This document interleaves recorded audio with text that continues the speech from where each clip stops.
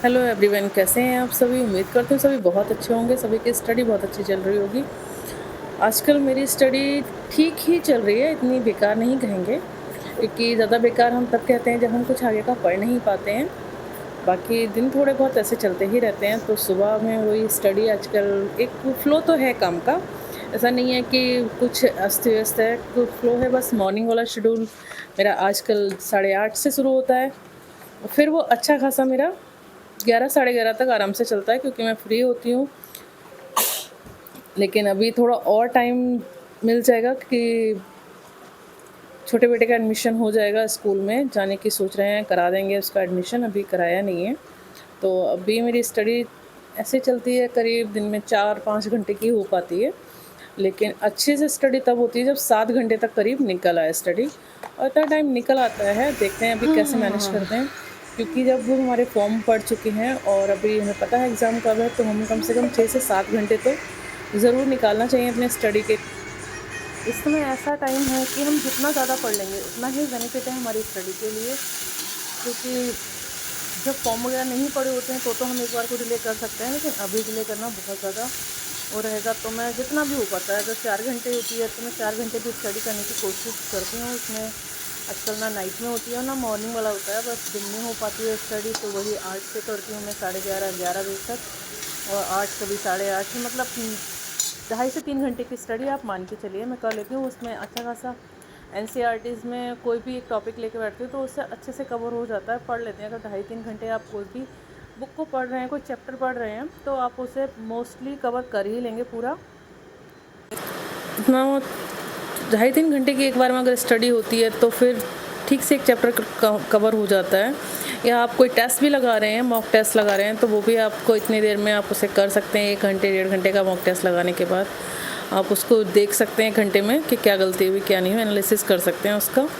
तो फ़िलहाल अभी तो मैं मॉक टेस्ट नहीं लगाती हूँ। मैंने पहले भी आपके साथ शेयर किया है कि मेरा टारगेट है कि मैं सितंबर तक तो अपना जितना जल्दी कवर कर सकते हैं उतना कवर करूँगी। उसके बाद मैं मॉक टेस्ट ही लगाऊंगी और रिवाइज़ करूँगी। रिवाइज़ तो कुछ बुक्स का अभी भी है, लेकिन कुछ बुक्स मैंने जो नई मंगाई हैं उनको पढ़ना ही है।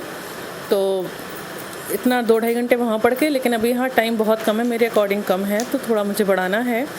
उसके बाद मैं दोपहर में थोड़ा सा रेस्ट करके खाना खा के, खाना भी आजकल बहुत लेट हो गया है क्योंकि बड़ा बेटा है वही देर में आता है, तो 3 बज जाता है। 3 तक रेस्ट किया, 3 बजे खाना खा के रेस्ट किया, 3:30-4 बजे से स्टडी स्टार्ट हो पाती है, वरना मैं 2:30 या 3 बजे से स्टार्ट कर देती थी। आजकल वही 4 से होने लगी है, 4 से 5:30, वो 1.5 घंटा रह गया, उधर 2.5 घंटा, इधर 1.5 घंटा, तो बस इतनी हो पाती है। उसके बाद शाम को भी खाना खाने में लेट हो जाए, कभी कभी पढ़ लेती हूँ मैं, लेकिन डेली का फिक्स नहीं है। कभी 7 बजे तक घर के काम ख़त्म करके मैं 7 से पढ़ने बैठती हूँ तो 9 बजे तक पढ़ लेती हूँ, क्योंकि खाना लेट होता है। हस्बैंड घर पे हैं, तो हस्बैंड जब घर पे नहीं थे तो ये था कि मैं शाम को 9 बजे तक पूरा टोटल फ्री हो जाती थी। लेकिन आजकल ये है कि घर का जो पेंडिंग काम है वो ख़त्म करने के बाद मैं पढ़ने लग जाती हूँ। पढ़ने के बाद फिर खाना खाते, तो फिर घर का किचन का जो काम रह जाता है वो उसके बाद करती हूँ। फिर काम फिनिश करके किचन का मैं सीधे सोने चली जाती हूँ, सो जाती हूँ। लेकिन जब वो नहीं होते हैं घर पे तो ऐसा होता है कि पहले ही सारा काम फिनिश करके बच्चों को घुमा के टहलाने के बाद फिर रूम में आना, और उसके बाद में अपनी स्टडी करना बच्चों को सुला के, तो वो एक अलग शेड्यूल होता है। तो इस टाइम वो शेड्यूल नहीं रहता, क्योंकि हस्बैंड बाहर चले जाते हैं, तो वो अपना बाहर उनका जो भी काम होता है तो वो करके 9 साढ़े 9 तक आते हैं। तो फिर खाना खाना, उसके बाद में बर्तन साफ़ करना, किचन साफ़ करना, क्योंकि मैं रात को ही सारे काम फिनिश करके सोती हूँ।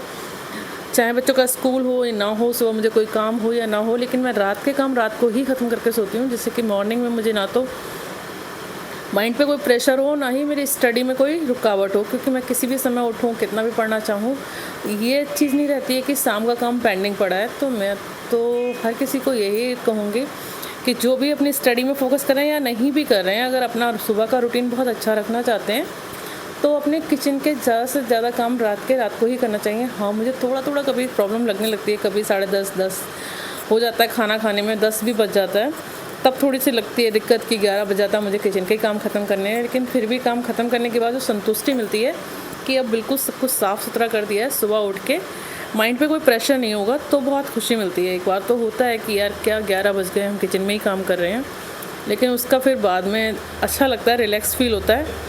तो लगता है कि सुबह हम फ्री माइंड से उठ के अपना चाहे किचन का काम शुरू करें, चाहे अपना स्टडी का काम करें, वो हमारा फ्री माइंड से हो जाएगा आराम से, हमें टेंशन नहीं होती है। लेकिन अगर वही काम, ऐसा नहीं है कि मैं बिल्कुल कभी नहीं छोड़ती, कभी ना कभी हो जाता है, तो वो सुबह को एक बर्डन सा रहता है कि पहले ये काम करना है, उसके बाद हम रेगुलर काम स्टार्ट कर पाएंगे।